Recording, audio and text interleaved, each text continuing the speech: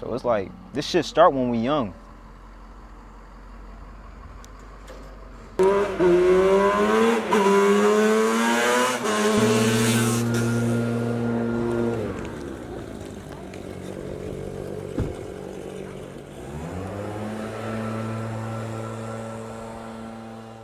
feel like every person that's from places like this gonna say the same thing. Like, they comfortable, but you got your do's and your don'ts. Like, we know you can't be out here just walking around freely, standing around. That's how my little brother got shot. Like, just standing right there, and somebody was looking for his brother and shot him instead.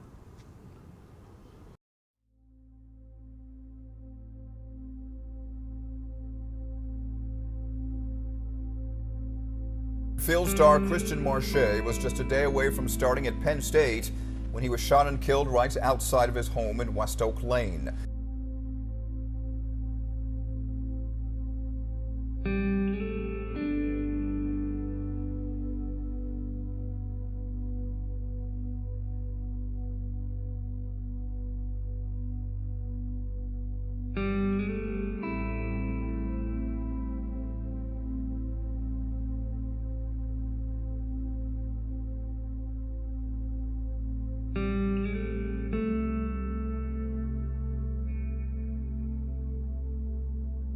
My man Bank died just a couple of days before he's about to go to college.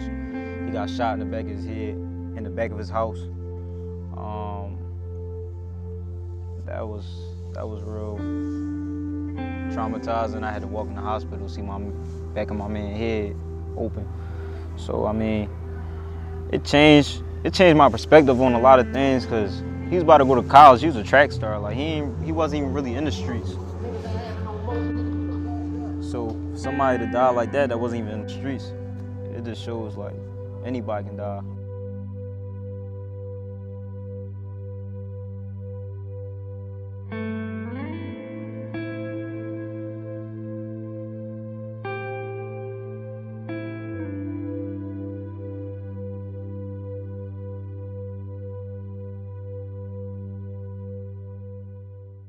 The city has to be more proactive in addressing this land and not reactive, where their reactive response right now is just let the land sit there.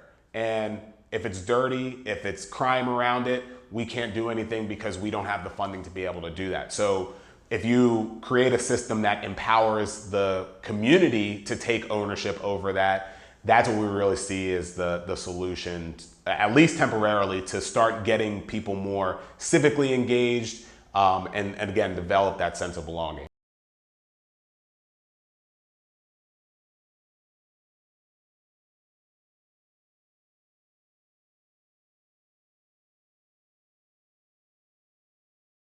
We have, obviously we just finished building our website page. On there, we have what is called an expression of interest form, EOI.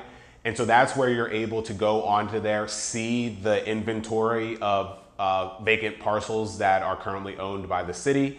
So we're encouraging people to look at that list, see if there's something that is close to their neighborhood, and first apply for that expression of interest form.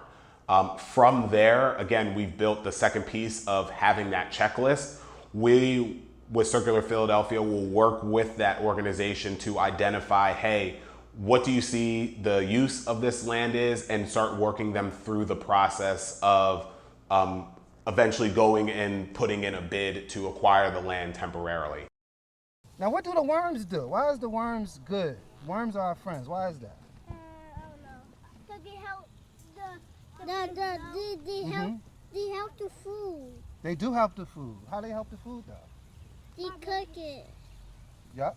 Well, what they do is they go and make the soil soft, and also too, and this is something, they go to the bathroom and do their little stuff. But no, but what it does is it makes the ladybugs is in there, worms, slugs, roly-polies, snails, ants is in there. You said what? I said roly-polies. Roly-polies is in it, yep.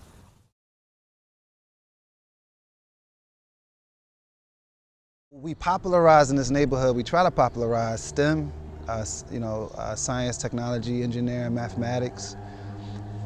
And we always stress that like learning should be fun. So when they ask us like what type of school we building, we say, well, we're building a fun school, you know?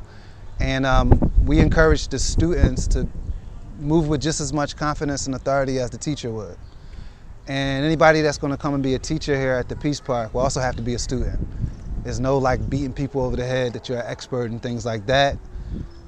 And we try to get the young people to dive in deep, you know, so like, you know, we ask a lot of questions, we try to get them immersed in whatever they are studying. But the main achievement that we are really happy about is actually constructing a schoolhouse. The schoolhouse will help us to structure our education. It will help us to be able to have a physical space where we can have a lab, so we can actually go from the garden beds to the lab. So ultimately, we believe that like each one teach one. The world is a classroom, the community is a classroom, and that education is a passport to discovery and empowerment, you know what I'm saying? All you have to do is look at North and West Philadelphia, where most of these shootings are happening, and then just look at the resources that are around them. There's less schools, there's less open space, there's less healthy food, all these different kind of things that you can directly tie back into why these areas are more violent. But then again, it's like, well, where's the funding going to come from? Where's the policy going to come that happens with that? That's where citizens do have to educate and be more involved in this as well. Ultimately, I think that if people were allowed to have real power through a people's assembly, a neighborhood assembly, where the people together through their own voice, through their own deliberations, can say, okay, we want these type of security forces. And we want the security forces to operate like this, and they're going to be accountable to us. Okay, we want this type of development to happen. We want to do this with the land. We want to do this with the schools, right? We want the budget to spend it on this. This is what our priority. I think you would start seeing things change because the violence serves a role for the neighborhoods to be gentrified. It serves a role for police to be able to get bigger budgets.